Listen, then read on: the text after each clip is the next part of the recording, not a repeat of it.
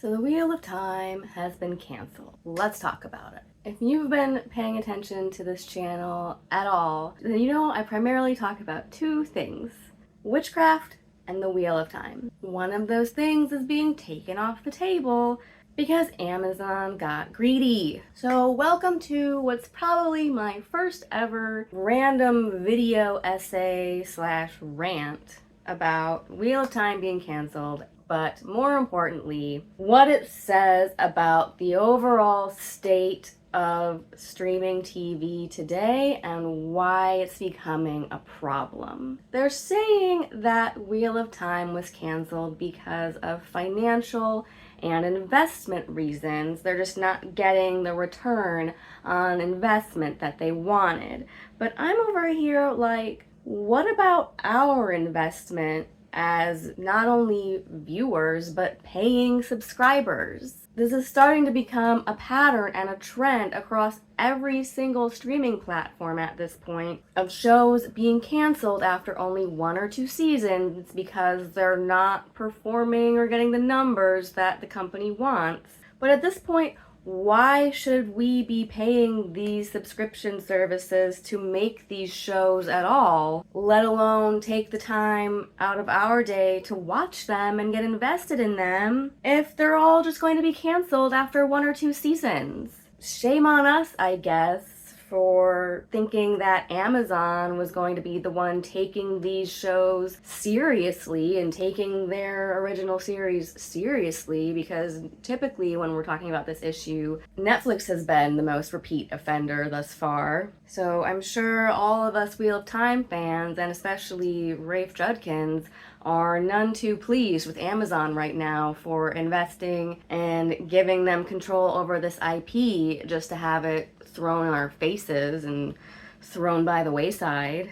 If Wheel of Time is not able to meet this company's standards and performance measures after the stellar performance and stellar ratings of season 3, then at this point I'm left wondering what possibly can live up to these standards, especially when we have Amazon ditching the Wheel of Time after an incredible performance and getting better and better reviews. They're keeping Rings of Garbage, which has had almost no critical acclaim, and if anything, the inverse of hype, and just a downward trajectory with each and every season. I mean, I liked Game of Thrones, but Wheel of Time is an already finished series, and unlike Rings of Power, isn't being completely just made up out of whole cloth. So to me, them canceling Wheel of Time after the incredible job that it did in season 3, and after originally committing to at least 8 seasons, going on to then cancel it before it even gets halfway through or gets to any of the really good book material, to me that just shows that Amazon was not invested in the Wheel of Time from the start and didn't care about this IP from the get-go, especially when they've clearly been prioritizing, promoting, and advertising Rings of Power and their Lord of the Rings IP over the Wheel of Time, even though Wheel of Time is, for all intents and purposes, better and performing better than Rings of Power. From the beginning, we never really saw the promotion and the investment in Wheel of Time that we did for Rings of Power, and it was just kind of treated like Amazon's redheaded stepchild, for lack of a better term. But this brings me to what I think is the overall issue plaguing streaming services and streaming TV shows in general at this point, because this is not just a betrayal from Amazon.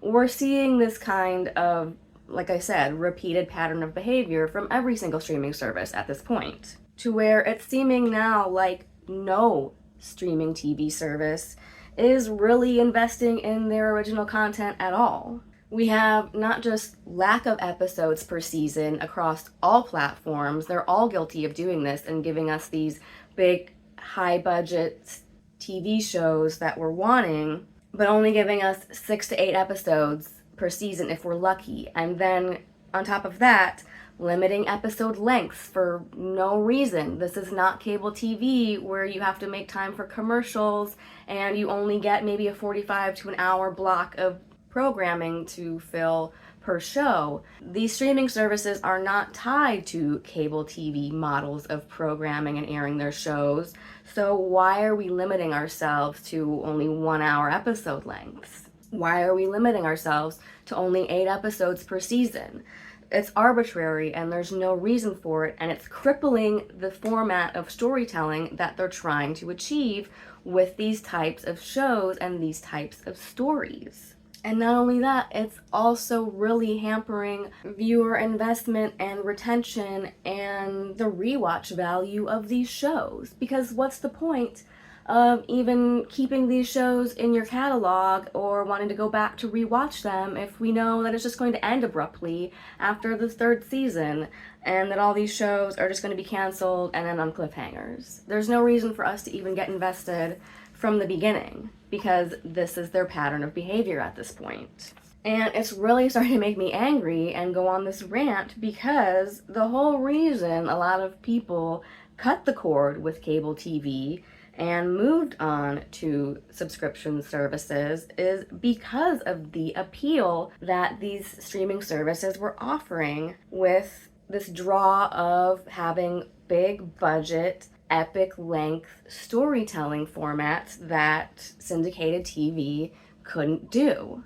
And now they're failing to deliver on that. I don't even have cable TV, and I haven't for years now, so I'm usually going back to watch reruns of old shows, especially long-running shows that have a big back catalog that's worth investing time in. And these current original series that they're putting forth aren't offering that. Trust me, I know that this is a first world problem. I'm fully aware of that, but for me at this point, I'm just like, everything is a dumpster fire. So if the only thing keeping us as a society going and keeping me going is having my bread and circuses, then you all better give me my bread and circuses. We're already having the bread taken away with things like eggs being over $5 a dozen, and now you're taking away my circuses, because the only thing that is keeping my dopamine levels up at this point was K-pop and the Wheel of Time, and now they took away my Wheel of Time, so I'm not happy. But that being said, I do still have a few more videos planned as far as Wheel of Time content goes, and if you guys did like things like my The Shadow Rising novel breakdown, and you'd like to see me do more videos like that, where I go through and do summaries and breakdowns of the other Wheel of Time novels, sound off in the comments and let me know, because I am willing to do that if people are interested. But I'm gonna leave this off there.